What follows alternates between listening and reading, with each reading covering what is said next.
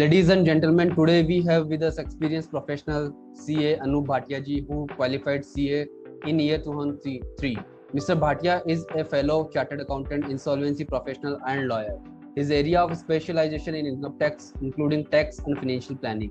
He has served as state head accounts and deposit HDFC Limited Jaipur for 7 years and also served as faculty for direct taxes subject to CA final of ICAI for more than 18 years. He has written book titled Summary Book on Direct Taxes. Mr. Bhatia is also an active on social media through YouTube channel for creating awareness on income tax and economic matters with the motto of raising awareness on taxation provisions amongst the public at large. He has uploaded more than 450 YouTube videos till date with 2 million plus views. He has delivered more than 200 lectures at various seminars and conferences, our income tax and IP related subject at ICAI, RBI, Income Tax Department, Office of the CAG Jaipur, NIIT University, PNB Regional Training Center, Oriental Insurance Company, IC, Institute of Cost Accountants of India, Forest Department, Government of Rajasthan. So let's welcome CA Anup Bhatia ji to our show Professional Talks. नमस्कार विकास जी, कैसे हैं आप? Welcome sir to the Professional Talks. Thank you very much for inviting me to this platform, and I really appreciate your efforts to bring in certain persons who had the experience in their field, so that the learners in the industry या जो blooming birds हैं जिन्हें अपना एक professional career बनाने की चाह है, उन तक आपका ये चैनल निश्चित रूप से बहुत अच्छे इनपुट्स प्रोवाइड करा रहा है. Thank you so much, sir. And recently, sir, we had recorded many videos with IAS and IRS officers, and we had invited many entrepreneurs also for this talk show. Very nice, very nice. And sir, and we had seen your journey, and we had seen your YouTube videos also. And there is a question in my mind always that let's invite Mr. Anup sir also. And sir, thank you so much for accepting our invitation in the shorter notice also, sir. मुझे लगता है विकास जी, क्या होता है कि हर किसी का evaluation होते रहना चाहिए और हर व्यक्ति को ये मानना चाहिए कि मेरा इवैल्यूएशन हो और मैं जनता की कसौटी पर कैसे खरे उतरता हूँ, वो मुझे देखते रहना चाहिए. तो मुझे बड़ा अच्छा लगा कि आपने मुझे इस लायक समझा कि हाँ, हम भी जनता की कसौटी पे किस प्रकार से उतरते हैं या इस लायक हैं कि कोई हमारे को इस प्रकार से सुन पाए. बिकॉज जो अब तक का अनुभव रहा है विकास भाई, वो यही रहा है कि if we can contribute to the society by way of performance, that should be in our mind, है ना. और इसी मोटो को लेकर के मैं आज भी काम कर रहा हूँ और करता रहना चाहता हूँ. Exactly sir. तो सर, आपकी जो जर्नी है स्टार्टिंग से, तो आपकी जर्नी के लिए सबसे पहला जो क्वेश्चन है मैं आपसे ये पूछना चाहूँगा कि आपकी जो स्टडीज़ है और आपका जो होम टाउन है, वो किस शहर से आप बिलोंग करते हो, किस तरह से आपने ICAI की जो डिग्री ली है, वो उसकी जो जर्नी आप हमारे साथ शेयर कीजिए. देखिए, वैसे तो विकास जी ऐसा नहीं है कि मैं कहूँगा कि मैंने ही कोई स्ट्रगल करी है, और बहुत सारे ऐसे स्टूडेंट्स हैं जो स्ट्रगल करते हैं और उनमें से बहुत सारे मेरे से भी ज़्यादा स्ट्रगल करके बने होंगे. तो शायद उनकी स्टोरीज में मुझसे ज़्यादा दम हो या मुझसे ज़्यादा कंटेंट हो. अगर मैं अपने बारे में बोलूँ तो मैं ये कहना चाहूँगा कि मेरे साथ जो अच्छी बात रही, जिसको मैं अपनी स्ट्रेंथ मानता हूँ, वो ये कि मैं एक हिंदी मीडियम स्टूडेंट रहा हूँ. और अब हिंदी मीडियम स्टूडेंट होना अपने आप में मेरे लिए आज की डेट में गर्व की बात. लेकिन और मैंने थ्रू आउट चार्टर अकाउंटेंसी अपनी हिंदी मीडियम से करी है. ठीक है, मैं बीकॉम ऑनर्स हूँ, उसके साथ मैंने चार्टर अकाउंटेंसी भी हिंदी मीडियम से ही करी. और वो हिंदी मीडियम जब मैं अपनी चार्टर अकाउंटेंसी कर रहा था तो मेरे लिए एक बहुत बड़ा चैलेंज था, या मेरे लिए एक प्रकार का, आप बुरा मत मानिएगा, बहुत सी बार हिंदी मीडियम के स्टूडेंट जब आते हैं तो उनके मन में एक हिच रहता है कि साहब मैं तो हिंदी में लिखना चाहता हूँ या मेरी हिंदी ही अच्छी है, इंग्लिश में मैं वीक हूँ, जबकि प्रोफेशनल कोर्सेज में कंटेंट इंग्लिश में ही मिलता है. Exactly sir. तो एक बहुत बड़ा विकास जी जो चैलेंज आता है वो ये आता है कि साहब मैं हिंदी में तैयारी, क्योंकि मेरी हिंदी ही खुली हुई है, इंग्लिश में मैं उतना कंफर्टेबल नहीं हूँ. और बोलना तो चलिए दूर की बात है, लेकिन लिखने तक में भी कंफर्टेबलनेस नहीं रहती कि याद कैसे करेंगे, क्योंकि मेरा दिमाग हिंदी में सोचता है. और ये गलत नहीं है, पर हमारे कंट्री में जो अभी तक का सिस्टम अंग्रेजों ने डेवलप कर दिया, वो कुछ इस प्रकार का किया कि हिंदी मीडियम से जो चला है उसको कहीं ना कहीं एक इंफीरियरिटी लेकर के चलनी पड़ती है अपने साथ कि मेरे पास इंग्लिश मीडियम नहीं. और मैंने इस सर चीज को बहुत जिया है। एग्जैक्टली सर, ये काफी जो मतलब रूरल बोल सकते हो या फिर गांव जो अपने से मतलब जो सिटी से एसोसिएटेड जो टाउन है और विलेज है, उनके बच्चों को आज भी सर एक टेंशन रहती है कि हम हिंदी मीडियम में तो हम प्रोफेशनल कोर्स ऑप्ट करें या नहीं करें, काफी ये डाउट रहता है, इसलिए वो कंपटीशन एग्जाम्स की प्रिपरेशन करते हैं जो कि हिंदी में होती है। बिल्कुल, ये यही एक बहुत बड़ी स्ट्रगल है सर, जो वास्तव में करनी पड़ती है विकास जी, या मैंने तो करी है। और इसका तत्व मैं ये निकाल पाया, और अगर मैं आपके इस चैनल के थ्रू लोगों तक एक कोई अच्छी बात पहुंचाना चाहूँ हिंदी मीडियम स्टूडेंट के लिए, क्योंकि मेरा उनके प्रति एक दर्द रहता है कि ये जो हिंदी इंग्लिश का समायोजन हमारे दिमाग में चलता रहता है ना, हमारे संघर्ष में, आपको कहीं ना कहीं इंग्लिश पर आना पड़ेगा, क्योंकि बेटर कंटेंट वहां पर उपलब्ध है। हिंदी में कंटेंट कम उपलब्ध है, पर्टिकुलरली प्रोफेशनल कोर्सेज में। ठीक, हिंदी कतई किसी भी दृष्टि में इंफीरियर नहीं है, केवल दिक्कत यह है कि हिंदी का कंटेंट उपलब्ध नहीं है। क्या है, जो भी भाषा है, हिंदी इंग्लिश है, वो कम्युनिकेट करने का ही साधन है। सीधे से हमें ये समझना है, इससे कोई फर्क नहीं है कि हिंदी इंफीरियर है, इंग्लिश सुपीरियर है, ये तो गलत है। लेकिन क्योंकि कंटेंट इंग्लिश में अवेलेबल है, तो मुझे धीरे धीरे इंग्लिश की पढ़ने को बढ़ाना पड़ेगा। और जब मैं पढ़ता हूं तो मेरे को अपने लिखने को भी बढ़ाना पड़ेगा। और जब मैं पढ़ता जाऊंगा, लिखता जाऊंगा बार बार, तो अपने आप कहीं ना कहीं मेरे फ्लो में इंग्लिश आ जाएगी, चाहे मेरे विचार हिंदी में क्यों ना बनते हो। और अगर मेरे विचार हिंदी में बनते हो तो ये कोई बुरा नहीं है, क्योंकि हिंदी एक ऐसी भाषा है जो विचारों को बहुत प्रेरित करती है, बनस्पत इंग्लिश के, जो अब तक की मेरी फीलिंग रही है। क्योंकि मेरी बेसिक मूल भाषा है, मेरी मातृभाषा है। मैं आज भी गर्व से कहता हूं कि मेरी सोच हिंदी में ही आती है। Exactly sir, exactly.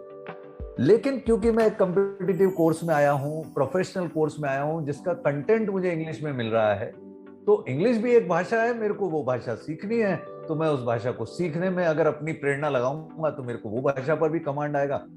And therefore I can say that as on date I can equally speak in English as well as Hindi, and if I would have not dared to do so, then how I would have been present before you कि मैं आज आपसे English में भी बात करने की जरूरत करता। तो मुझे भाषा को एज अ चैलेंज लेना है कि इंग्लिश पे कमांड लेनी है। मेरी सोच हिंदी में है, ये मेरा गर्व का विषय है, लेकिन मेरे को उस लैंग्वेज इंग्लिश तक पहुंचने के लिए अभ्यास करना है। Exactly sir. तो आपने किस तरह से सर इंग्लिश इंप्रूव की? फॉर एग्जांपल आपने बताया कि सीए के जो एग्जाम है and you had done then that attempts in English, Hindi only, तो हिंदी के बाद में कैसे आपने स्विच किया कि इंग्लिश में आप मतलब किस तरह से आपने कम्युनिकेशन सीखा, किस तरह से आपने ड्राफ्टिंग सीखी, आपने काफ़ी सारे सेमिनार्स लिए हैं, वर्कशॉप लिए हैं, तो इंग्लिश किस तरह से आपकी इम्प्रूव हुई सर? विकास भाई, इसके दो तरीके मैंने अडॉप्ट किए। जब मैं सीए फाइनल कर रहा था और मेरा कुछ इंग्लिश में थोड़ा सा कॉन्फिडेंस लूज रहता था, तो मेरी बेसिक तरीका रहा है हमेशा एक्ट से पढ़ने का। यू वुड नॉट बिलीव कि मैंने सीए फाइनल का जब फर्स्ट अटेम्प्ट दिया, और सीए फाइनल में 8 पेपर होते थे, तो मैंने अपने फर्स्ट अटेम्प्ट में एक सब्जेक्ट पर ही ध्यान दिया, कॉर्पोरेट लॉ। और मुझे एक्ट से पढ़ने का शौक लगा था उस समय, तो मैं कॉर्पोरेट लॉ, यानी जिसके आप खिलाड़ी हैं, कंपनीज एक्ट 1956 तब चलता था, उसके मैंने हिंदी में 4 रजिस्टर कर लिए, यानी वो कॉर्पोरेट लॉ के एक एक सेक्शन की हिंदी करता गया। ये बड़ा ही मतलब उलझा हुआ लंबा रास्ता मैंने अपनाया। और जब मैंने ये रास्ता अपनाया, और मैं नहीं सजेस्ट करूंगा कि हमारे व्यूअर्स ये रास्ता अपनाएं, लेकिन जब मैंने ये रास्ता अपनाया तो मैं साथ में डिक्शनरी लेके बैठता, लॉ के किसी सेक्शन पे अटकता, उसे अपनी भाषा में हिंदी में कन्वर्ट करता। और फिर मैंने धीरे धीरे, मुझे नहीं पता कि जब मैंने वो 5 महीने दिए मेरे केवल कॉर्पोरेट लॉ में हिंदी करते करते, तो मेरी इंग्लिश शायद वहां से थोड़ी इंप्रूव होनी शुरू हुई। अब इस चीज को आज के स्टूडेंट को जो हिंदी मीडियम से आ रहा है, इसी फॉर्मेट में ना करके एक दूसरे फॉर्मेट में करना है, जहां नंबर 1 उसको सारे सब्जेक्ट्स पर बैलेंस करना है, नंबर 2 उसे सीधे इंग्लिश में ही पढ़ना शुरू करना है और समझने की कोशिश करनी है, बनस्पत वो इंग्लिश की हिंदी कर रहा है, क्योंकि ये चीज बहुत टफ है और इतना टाइम देने का समय नहीं। Exactly sir. तो इसलिए मैं आज की डेट में ये नहीं बोलूंगा किसी को भी कि आप मेरी टेक्निक अपनाएं, और मेरे इस अनुभव से आप अगर कुछ चीज ले सकें तो वो ये लें कि हाँ सर, इंग्लिश के कोई टफ वर्ड है जिनका आपको आंसर ही नहीं आ रहा, मतलब समझ नहीं आ रहा, तो आप उनको जरूर करें। लेकिन आप धीरे धीरे धीरे जब हम पढ़ेंगे और एक सब्जेक्ट में कोई एक वर्ड बार बार आता है, तो हम उसका अर्थ अपने आप एक अंडरस्टैंडिंग लगा लेते हैं स्टेटमेंट से। तो शायद वो तरीका अगर स्टूडेंट अपनाएंगे तो they will be able to do faster as compare to the approach which I adopted. Exactly, sir. So there is a very important message from Anup, sir, that people come from the Hindi medium is not an obstacle for them. That's a positive approach for them to join the any competition exam like CA, CS, CW, lawyer, right, sir? एक चीज और जोड़ूंगा विकास जी। Yes, sir. मैंने क्योंकि बोला था 2 point है मेरे पास, तो एक पॉइंट तो मैंने ये रखा। दूसरा पॉइंट क्या हुआ, क्योंकि मुझे मेरी मदर से खून में पढ़ाना थोड़ा सा मिला। जब मैं सीए बनते बनते भी मैंने आपको बोला मैंने पूरा हिंदी मीडियम से ही किया, और मैं आज के स्टूडेंट को बोलूंगा कि आप डे 1 से इंग्लिश मीडियम ऑफ करें, कतई कोई चिंता की बात नहीं है, आप डे 1 से कॉन्फिडेंस के साथ करेंगे तो हो जाए। Yes, sir. जो बात मुझे यहाँ से समझ में आई हुई है कि अब मेरे पास ऑप्शन नहीं था सीए बनने के बाद कि अभी भी मैं अपने इसी सिस्टम पर चलूं कि नहीं मेरे को हिंदी में ही चलना है, क्योंकि मैं जहां उठ बैठ मेरी होगी किसी कंपनी में होगी, मुझे कहीं ना कहीं सबके साथ इंग्लिश में कम्युनिकेट करना पड़े। तो मैंने एक रास्ता चुना कि मैं पढ़ाने जो लगा उसमें मैंने अपना सब्जेक्ट इनकम टैक्स पकड़ा, और इनकम टैक्स में क्योंकि हम एक्ट से सीधे इंग्लिश में पढ़ रहे थे, तो मैं जब लोगों से इंटरेक्ट कर रहा था अपने स्टूडेंट के साथ पढ़ाने में, तो मैंने धीरे धीरे इंग्लिश के प्रयोग को बढ़ाया। और जब मैं अपने इंग्लिश के प्रयोग को विकास भाई बढ़ाता गया, तो धीरे धीरे समय के साथ में नाउ 2003 का क्वालिफाइड हूँ, अगले साल मुझे 20 साल हो जाएंगे सीए के हुए। तो धीरे धीरे जब मैं लोगों के साथ में इंग्लिश में कम्युनिकेट करने की कोशिश करने लगा, तो मैं ये तो नहीं कहता कि मेरी इंग्लिश बहुत अच्छी है, पर धीरे धीरे वो इम्प्रूव होती जा रही है और हो जाएगी, ऐसा मैं मानता हूँ। तो I mean to say that practice makes a man perfect. Practice sir, आपकी इंग्लिश काफी अच्छी है। इनफैक्ट मैं भी आपसे जो कम्युनिकेशन इंग्लिश में नहीं कर पा रहा, मुझे भी कहीं ना कहीं डर है कि सर कुछ इस तरह के वर्ड्स यूज नहीं कर ले, मुझे भी प्रॉब्लम हो जाए क्वेश्चंस में। नहीं ऐसी बात नहीं, I appreciate your understanding. And sir, आप सीए बनने के बाद में आपने प्रैक्टिस किया, राइट? तो किस तरह से आप प्रैक्टिस के लिए कनेक्शंस आपने बनाए? फॉर एग्जांपल प्रैक्टिस के लिए मच इंपॉर्टेंट इज नेटवर्किंग। तो नेटवर्किंग किस तरह से एक यंग स्टूडेंट अगर आज प्रैक्टिस करता है, चाहे वो सीए हो चाहे सीएस हो, तो कनेक्शंस या नेटवर्किंग के लिए क्या अप्रोच वो कर सकते हैं? विकास भाई, मैंने डे 1 से प्रैक्टिस नहीं करी। मैंने अपने इनिशियल 7 इयर्स इंडस्ट्री में दिए, सर्विस करी मैंने। जैसे आपने मेरे सीवी में भी पढ़ा कि मैं HDFC लिमिटेड में अकाउंट सेट डिपॉजिट सेट रहा, तो 7 साल मैंने सर्विस करी। और उसके बाद में 2011 से लेकर के अब मैं 2022 तक प्रैक्टिस में हूँ। मेरा एक सपना यही था कि मुझे किसी दिन प्रैक्टिस में उतरना है, पहली बार। लेकिन मुझे ये भी पता था कि मेरी फाइनेंशियल सर्कमस्टांसेस टाइट है। तो होता क्या है विकास भाई, जब कोई भी एक नया प्रोफेशनल तैयार होता है, अनलेस उनका फाइनेंशियल बैकअप बहुत अच्छा हो, फैमिली बैकग्राउंड अच्छा हो, डे 1 से प्रैक्टिस चूज करना बहुत टफ टास्क होता है। exactly. तो मेरा भी अपने स्टूडेंट्स को हमेशा ये सजेशन रहा है कि साहब डे 1 पर आप प्रैक्टिस की जगह पर अगर सर्विस ज्वाइन करेंगे तो आपको एक कॉर्पोरेट एक्सपोजर मिलेगा। अच्छे कॉर्पोरेट में जाइए, लिस्टेड कंपनी में जाइए, वहां देखिए कि कंपनियां कैसे काम करती हैं और उस माहौल में हम कहां पर फिट होते हैं। वहां बहुत कुछ आपको एक इंटरेक्शन को भी अगर मैं बोलूंगा ना कि जिसे कहते हैं मेलबाजी, कैसे मेलें लिखी जाती हैं, कैसे कम्युनिकेशन होता है, सीनियर कैसे आपको दबाने की कोशिश कर सकता है, आपको कैसे अपनी बात को फिर भी रखना है, ये सारी चीजें आपको इंडस्ट्री में मिलेंगी। ये टैक्टिक्स वहीं सीखने को मिलेंगे सर। ऐसी जो टैक्टिक्स है जिसमें मतलब मेल पे लड़ाई भी हो रही है लेकिन पता भी नहीं चल रहा, इस तरह से मेल होती है वहां। तो ऐसे सीखना है ना। तो मेरा जनरली सजेशन रहता है, जरूर नहीं है मेरे जैसे आप 7 साल करें, 2 साल 3 साल 4 साल आप एक एक्सपोजर लें, फिर आप अपना मानस बनाते हैं कि हाँ मुझे प्रैक्टिस में आना है। तो सर प्रैक्टिस में आना बहुत अच्छी बात है। It's a tough task. Tough task means कि आप ये मान के चलिए कि आपने अपनी फाइनेंशियल पोजीशन को उन 2-3 साल में इस लायक करना है कि मेरे प्रैक्टिस के इनिशियल 12 महीने 24 महीने अगर मेरी कम भी कमाई होगी तो मैं सस्टेन कर लूंगा। एग्जैक्टली। क्यों? क्योंकि जब आप सीए करने के बाद, सीएस करने के बाद में 2-3 साल इंडस्ट्री में दे के आ रहे हो, तो आप इस पोजीशन में भी खड़े हो कि अब घर वाले आपके शादी करने की सोच रहे हैं। ये काफी चैलेंजिंग स्टेप रहता है इस टाइम। आप कॉल लेना चाहते हो कि अब मेरे को सर्विस छोड़ करके प्रैक्टिस में आना है, ठीक है? तो your spouse may be looking into that he or she may have different expectation from you and you are choosing a path which is a tougher task. Exactly. So that should be a very strong call of yours कि yes I want to be into practice. I call it that there should be a passion for it. अब रही बात कि network बनाना, तो विकास भाई network बनाने का तो मेरा ये कहना है कि एक सीए सीएस प्रोफेशनल कहीं भी मार्केट में ये हल्ला नहीं मचा सकता कि मैं सीए हूँ सीएस हूँ, आप मेरे पास में आइए। नॉट यानी पब्लिकली हमारे सर, नॉट पास में, है ना, तो हमारे पास में है क्या, हमारी परफॉर्मेंस। एक सेटिस्फाइड क्लाइंट दूसरा लाएगा, दूसरा तीसरा लाएगा, ये 3 मिलकर के 6 लाएंगे, और धीरे धीरे ही ये नेटवर्क आपका बनेगा। तो आपको यही माइंडसेट के साथ उतरना है कि जो भी मेरे क्लाइंट बनेंगे मैं उन्हें बेस्ट परफॉर्म करूंगा, उनके लिए बेस्ट एडवाइजरी करूंगा। That will open up the ways for me in the future to come ahead. Exactly sir, that is mouth advertising in normal content. तो माउथ एडवर्टाइजिंग जब होती है सर, तो उसमें +1 किस तरह से ऐड होता है ये अपने को भी पता नहीं चलता कि यार ये किस रेफरेंस से काम आया है, कि सर आपका कॉन्टेक्ट नंबर इन्होंने दिया था और मुझे ये काम करवाना है आपसे। आप स्वयं प्रैक्टिशनर है, आप समझते हैं कि भाई हम लोगों को सोर्स करने का तो समय नहीं मिलता है, हमें तो परफॉर्म करने पर ध्यान रखना है, और परफॉर्म करते समय क्वालिटी देनी है। और अगर मैंने क्वालिटी दी है तो क्लाइंट अपने आप मेरे लिए काम लेकर के आएगा। Exactly sir. एंड सर नाउ-ए-डेज आप देख रहे हो कि यूट्यूब है या फिर सोशल मीडिया जो है उसका काफी इम्पैक्ट रहा है प्रोफेशनल्स पे भी। लॉकडाउन में भी आपने देखा होगा कि जूम या फिर काफी ऐसे प्लेटफॉर्म्स है जिन पे काफी सारी मीटिंग्स हो रही थी या कम्युनिकेशंस हो रहे थे।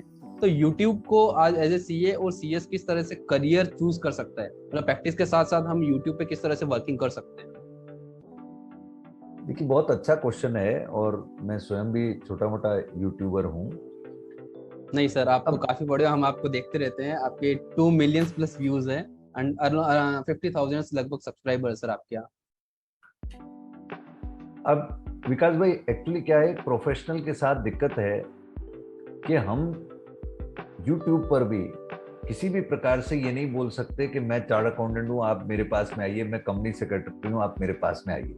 ठीक है, ये जो बात मैं बोलने जा रहा हूँ, मेरे बहुत सारे भाई बहनों को जो इस प्रकार से एक्सपेक्टेशन रखते हैं कि हम भी करें, उनके लिए बड़े काम की होने वाली है कि आप ये सोच के मत उतरिए मुझे बिजनेस सोर्स करना है, यानी मुझे क्लाइंट लाना है, मत करो ना आप। ये किसने बोला? देखिए हम प्रोफेशनल हैं, हमारा काम है सर्विसेज देना, सेवा करना, है ना। और अगर मैं सेवा अच्छी करता हूं तो अपने आप ही उसका मेवा भी पाऊंगा। ठीक है, मेरी अप्रोच क्या है कि माँ सरस्वती के कृपा से मुझे कुछ बुद्धि आई कि मैं एक प्रोफेशनल डिग्री ले पाया, और जो मैंने सीखा है उससे मुझे समाज को बेनिफिट देना है। अगर मैं अपना ये विजन बना करके समाज की सेवा करना चाहता हूं तो समाज अपने आप समझेगा कि ये बंदा अच्छा कंट्रीब्यूशन कर रहा है। Totally agree. और मैं आपको बड़ा स्पष्ट कहता हूं विकास जी कि मैं किसी पर एलिगेट नहीं कर रहा, पर आज भी आप ये मानेंगे कि मार्केट में अच्छे एडवाइजर्स का अभाव है। ठीक है, अच्छे एडवाइजर्स का अभाव है, अच्छे कंसल्टेंट्स का अभाव है। तो क्या आप खुद को ये इवेल्युएट करते हो क्या कि मैं एक अच्छा कंसल्टेंट हूं? मेरे लिए तो रोज का टेस्ट है कि मेरा क्लाइंट आया, जब मैंने उसको एडवाइजरी दी तो क्या मेरी वो advisory one of the best थी क्या? अगर मैं ये इवेल्युएशन अपना लगातार कर रहा हूं और मैं कोई भी चीज चाहे यूट्यूब के थ्रू, इंस्टाग्राम के थ्रू लोगों तक ले जा रहा हूं और उनको एक अच्छा ज्ञान बांट रहा हूं ताकि वो लोग फंसे नहीं, ताकि वो लोग लैक ऑफ नॉलेज की वजह से गलत एक्टिविटी ना कर बैठे, पेनल्टी में ना फंस जाएं, सीवियर इंटरेस्ट लायबिलिटी में ना आ जाए। अगर मैं ये चीज उन्हें कंट्रीब्यूट कर रहा हूं तो they will tomorrow start finding me out कि हाँ यार विकास कहाँ है यार, यही बढ़िया बंदा है, ये सही एडवाइस देता है, मुझे इससे काम कराना है। सर हमारा देश तो 140 करोड़ का देश है, प्रोफेशनल लगाओगे सीएस कितने हैं? 3-4 लाख, 3-1 लाख होंगे, सीएस कितने होंगे? 1.5-2 लाख। सीएस तो 70,000 या 75,000, 70,000 सीएस है ना, 1 लाख आप सीएमए भी मान लो, तो ओवरऑल सीए सीएस सीएमए मिलाकर के 5-1 लाख का फिगर बैठेगा। Exactly sir. ठीक है, आधी में से भी आप एक काम करो 10% जनता ही वर्किंग मान लो, तो 10% जनता भी अगर वर्किंग होगी 140 करोड़ रुपए में, 140 करोड़ की संख्या में, तो हम तो 14 करोड़ को सर्व करने के लिए ये 5 लाख जने बहुत कम है। कम है, बहुत काफी कम है ये जो नंबर है। Exactly sir. और बहुत से लोग विकास भाई मैं आपको बोलता हूँ फंसे हुए हैं, मतलब वो गलत काम कर बैठे हैं, उन्हें ट्रांजैक्शन उन्हें नहीं पता कि कैसे करने चाहिए थे, कंपनी बना ली, कंप्लायंसेस सही नहीं हो रही हैं। तो अगर आप अपने किसी प्लेटफॉर्म के थ्रू जनता को सही एडवाइस दे रहे हो तो जनता इस बात को मानेगी कि हाँ यार ये विकास ही है जो मेरे को सही गाइडेंस दे सकता है, मुझे तो विकास के पास जाना है। विकास को ये नहीं बोलना कि आइए मेरे पास, विकास को केवल अच्छा गाइडेंस देना है, विकास को लोगों को सही राह दिखानी है। लोग अपने आप विकास जी को ढूंढेंगे कि विकास जी मुझे आपसे अपना काम कराना है क्योंकि मुझे आपकी बात में कंफर्टनेस आती है। यही हमारी तरीका होना चाहिए, मैं मानता हूँ। That is the positive approach of the social media. काफी लोग उसको गलत तरीके से इस्तेमाल करते हैं। मैं प्रोफेशनल्स के लिए यही बोलना चाहूंगा कि आप सोशल मीडिया को पॉजिटिवली भी यूज कर सकते हो, कुछ अच्छा नॉलेजेबल कंटेंट क्रिएट करके। Right sir? बिल्कुल sir, next there is an conclusive question, practice now and practice then. आपने जब सर प्रैक्टिस स्टार्ट की थी, ये काफी एक इम्पोर्टेंट क्वेश्चन है। जो सीनियर प्रैक्टिशनर है जिन्होंने 20 साल या 15 साल पहले प्रैक्टिस स्टार्ट की थी, और आज जो प्रैक्टिस का जोन है that has changed rapidly, क्योंकि गवर्नमेंट की तरफ से काफी गाइडलाइंस आती रहती है सीए के लिए, और काफी सारी न्यूज़पेपर में आती रहती है सीए या सीएस ने ये फ्रॉड किया है, ये इस तरह के सेक्शंस को नॉन कंप्लाई भी किया है। तो प्रैक्टिस का लेवल सर काफी चेंज हुआ है, तो आप इस पे आप अपनी इंसाइट्स दीजिए सर। देखिए, वैसे तो ये हर प्रैक्टिशनर का अपना अपना व्यू हो सकता है। मैं फिर भी आपको ये बोलता हूँ कि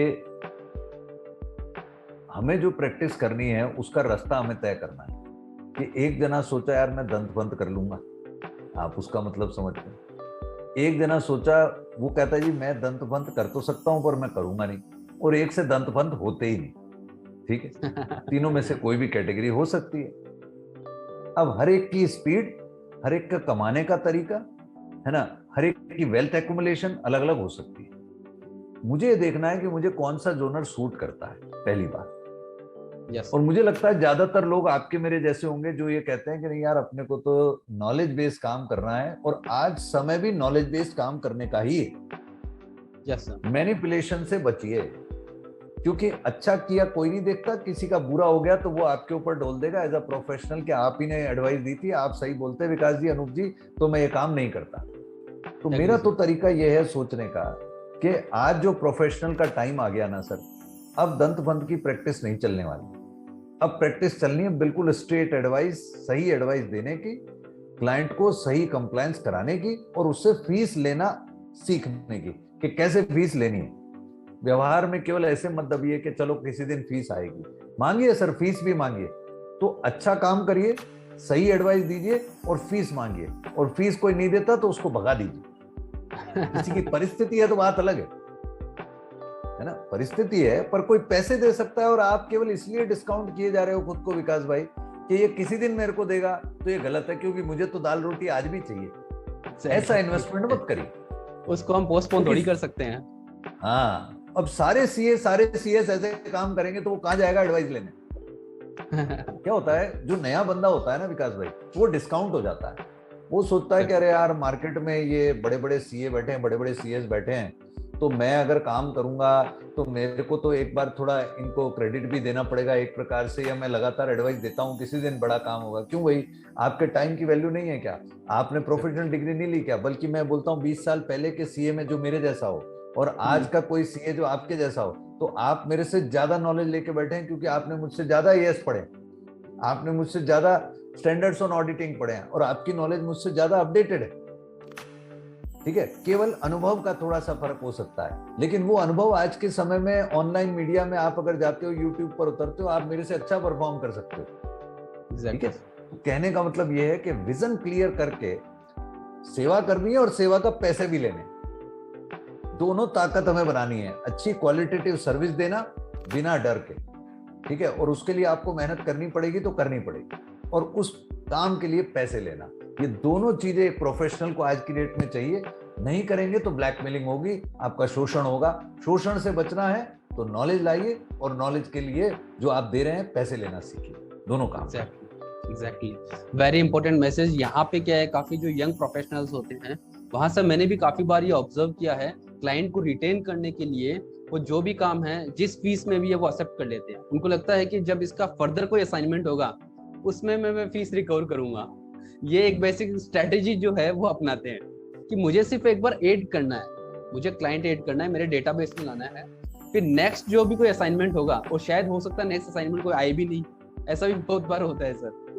तो इस केस में यंग प्रोफेशनल्स के लिए काफी इंपॉर्टेंट मैसेज अनूप सर की तरफ से है, आप नॉलेज को ऐड करिए। नॉलेज आप अपने जो डेटाबेस है, आपका माइंड का जो डेटाबेस है, उसमें अपडेट कीजिए। इससे क्लाइंट आपके पास रिटेन भी रहेगा, और इन फ्यूचर में आपको काफी सारे असाइनमेंट उनसे मिलते भी रहे। Yes sir. And sir, there is an conclusive stage here, and I am very thankful to you to coming this talk show. And आपने काफ़ी आपकी जो जर्नी है उसके साथ आपने जो प्रैक्टिकल एक्सपीरियंस है वो हमारे व्यूवर्स के लिए शेयर किया है। तो सर, प्रोफेशनल टॉक्स के लिए आपका क्या इंसाइट्स है? मैं उन्हें कहना चाहूँगा विकास जी कि आपका ये प्लेटफॉर्म निश्चित रूप से बहुत अच्छा है। क्यों? क्योंकि इस तरीके के प्लेटफॉर्म सोसाइटी को चाहिए जहाँ पर वो आपस में दो व्यक्तियों का इंटरेक्शन होगा और उनके डिस्कशन से जो मोती निकल करके आएंगे, बस वो मोती हमारी जनता को लेते जाने, उसमें से जो काम का है सार सार को गए रहे तोता दे उड़ाए। तो आपने ये जो सेशंस रखे हैं सर, इससे जनता जनार्दन तक लोगों के व्यू पॉइंट्स, जिन्होंने एक अनुभव अटेन किया है, वो पहुंचे और जनता उनमें से जो काम की बातें हैं जो उनको बिल्कुल फिट सूट करती हैं, अगर ये प्लेटफॉर्म नहीं होंगे तो उन तक कैसे वो बातें पहुंचेंगी? क्योंकि जरूरी नहीं है हमेशा हम सामने वाले व्यक्ति से मिल करके ही वो बात ले पाएं। इस प्लेटफॉर्म से आपको मेरे को कभी भी कोई व्यक्ति इंटरेक्ट करता देखेगा और उसे जो इंपॉर्टेंट बातें हैं वो लेवे अपने करियर में उतारे। यही उनके प्रति शुभकामनाएं हैं और यही शुभकामनाएं हैं कि आप इस प्रकार का विकास जी उत्तम कार्य करते रहें। Thank you so much. Thank you so much, Anup sir, and definitely we'll catch you later, sir. Certainly. Okay, thank you, So all sir. the best.